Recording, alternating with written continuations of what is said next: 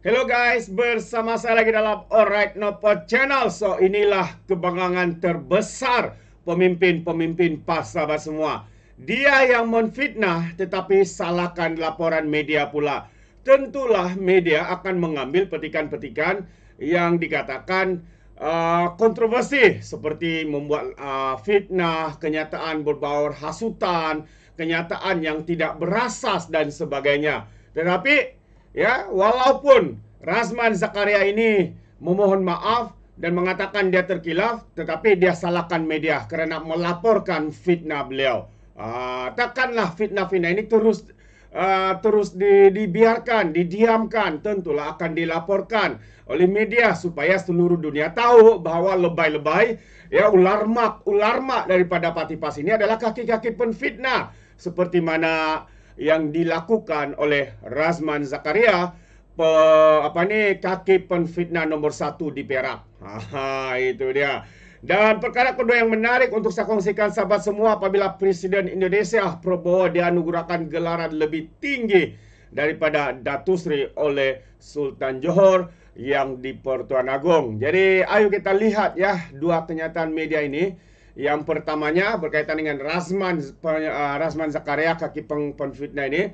Tapi sebelum saya teruskan, jangan lupa juga untuk terus support Alright Nopod Channel dengan cara tekan butang subscribe, like dan share. So mari kita ikuti berita gempak hari ini. So permohonan maaf Razman tidak ikhlas kerana cuba salahkan media. Itu antara satu kenyataan ya daripada seorang pemimpin di dalam kerajaan, juga seorang ahli parlimen.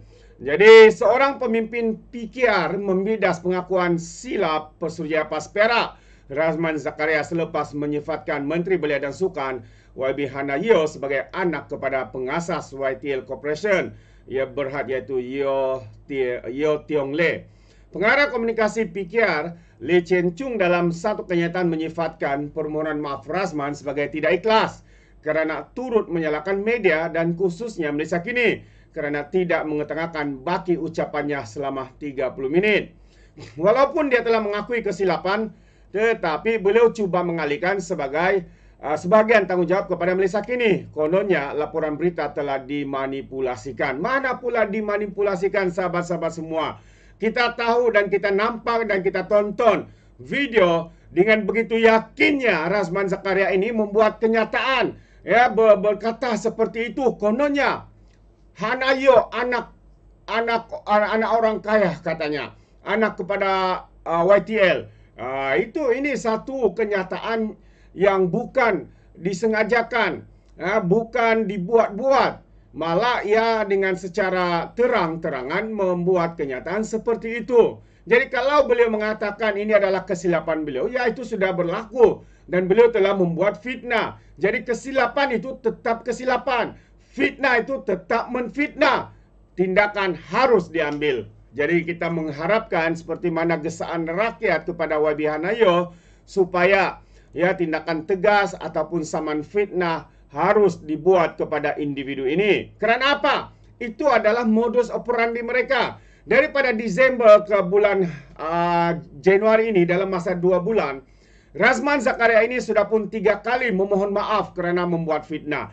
Yang pertamanya apabila menfitnah YB Ngakoming, kononnya terlibat dan juga berada dalam satu skandal, ya, bendera mengibarkan bendera Cina di Teluk Intan, ya, kalau saya tidak silap. Lalu apabila terbukti bahawa dakwaannya itu adalah salah dan fitnah semata-mata, beliau memohon maaf. Dan fitnah kedua apabila beliau memohon maaf sekali lagi terhadap Menteri Besar Perak. Dan apabila membuat kenyataan jeli, kenyataan jijik dan sebagainya, beliau menarik balik dan memohon maaf. Dan terkini sahabat semua adalah fitnah kepada YB Hana Yeo. Jadi pada pandangan anda, dengan permohonan maaf ini, adakah YB Hana menghentikan ataupun tidak membuat saman fitnah terhadap Razman Zakaria? Saya berpandangan saman harus dilakukan, ya, kerana saman itu telah dilakukan, fitnah itu telah dibuat dan ia telah pun memberi kesan kepada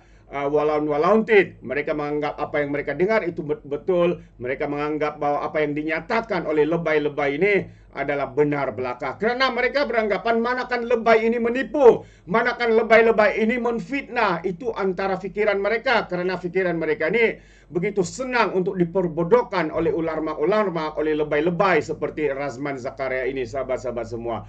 Jadi sekali lagi, Lee Chun Chun berkata, saya berpendapat permohonan maaf beliau tidak ikhlas kerana tiada refleksi mendalam atas kesilapannya.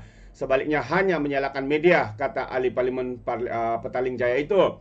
Razman cuba menyalahkan media dengan mendakwa bahawa kenyataan yang dipotong hanya 10 saat daripada ceramah selama 30 minit. Namun kenyataan itu adalah satu yang dia sendiri ucapkan secara terbuka. Tanggungjawab media adalah untuk melaporkan kenyataan dengan tepat, bukan yang untuk mereka cerita, kata Lee. Jadi itu dia sahabat semua alasan yang diberikan ya oleh Razman Zakaria ini. Jadi mengulas lanjut, Lee berkata, kesilapan utama bukan terletak pada cara media melaporkan berita itu, tetapi lebih kepada sikap seorang ahli politik. Percubaan Razman untuk mengalihkan kesalahan kepada media tidak akan mengubah hakikat bahwa kesilapan berpunca daripada dirinya sendiri. Sebagai ahli politik, seseorang itu harus bertanggung jawab ke atas kenyataan yang dibuatnya, bukan cuba mengaburi kesilapan setelah ia didedahkan kepada umum, kata Lee. Jadi itu dia sahabat semua. Dan setakat ini YB Hana masih belum menjawab permohonan maaf Razman. Jadi kita harapkan walaupun dia menerima permohonan maaf itu, tetapi saman fitnah harus diteruskan. Itu antara gesaan rakyat, dan kita mahu supaya YB Hana jangan lagi berlembut hati ya dengan permohonan maaf yang yang telah dibuat oleh Razman Zakaria ini. Kita mahukan ya kebenaran harus ditegakkan. Kalau mereka sudah membuat fitnah, harus disaman. Salah tetap salah, fitnah tetap fitnah. Itu pandangan saya. Alright. Perkembangan kedua.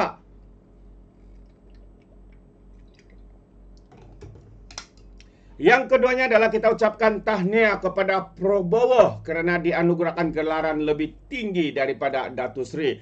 Ya, so kita tahu Prabowo ini mempunyai hubungan istimewa ya dengan Sultan Ibrahim, Sultan Johor yang di Pertuan Agong kita.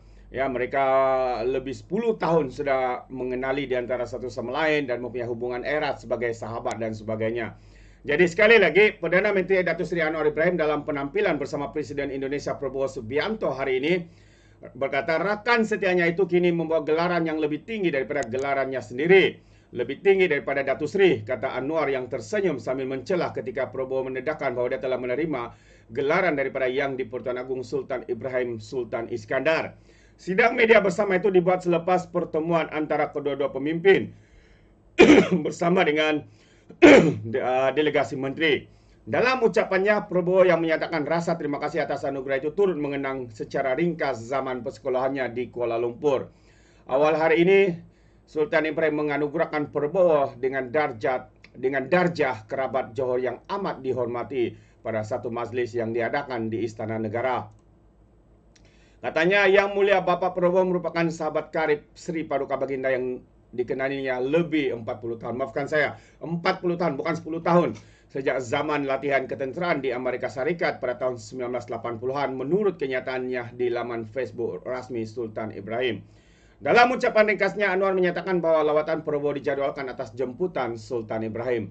Seperti yang anda semua sedia maklum, Presiden Prabowo telah dianugerahkan penghormatan tertinggi negeri Johor di Istana Negara.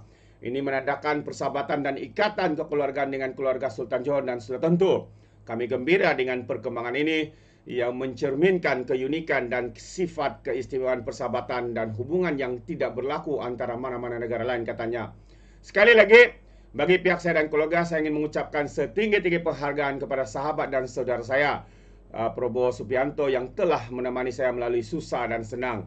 Ini antara sahabat setia saya yang sentiasa mengambil berat dalam masa duka saya yang panjang, kata Datuk Seri Anwar. Tidak ramai yang kita boleh kata kehebatan dan keikhlasannya. Dan saya senaraikan Prabowo Subianto antara yang terkecuali. Karena kedekatan dan kesungguhannya sehingga menimbulkan rasa tidak senang dan kemarahan pihak tertentu ketika itu, kata Anwar Ibrahim. Ditujukan ya kepada Presiden Indonesia Prabowo Subianto itu. Jadi tahniah sekali lagi kita ucapkan kepada Prabowo atas penganugerahan yang telah diberikan, dan kita harapkan hubungan baik antara Malaysia dan Indonesia ini akan diteruskan dengan lebih baik lagi. Tahniah. Jadi apa komen anda sahabat semua? Untuk pertama tadi, kaki penfitnah nomor 1 di Perak, Razman Zakaria, Pesuruhjaya PAS Perak. Ya, walaupun sudah memohon maaf, tapi kita mengharapkan saman tetap saman, salah tetap salah, fitnah tetap fitnah. Permohonan maaf itu ya tidak akan memadamkan segala fitnah yang telah beliau lontarkan ketika dalam satu ceramah.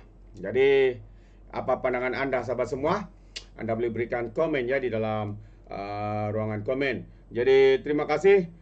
Sampai di sini saja. Izinkan saya untuk mengundurkan diri, dan seperti biasa peribahasa mengatakan tapapun kangkap 2 ton keinginan. Dalam bahasa Melayunya tepuk dada, tanya selera. Sekian je daripada Orang Indonesia Channel. Saya kita berjumpa lagi. Bye bye.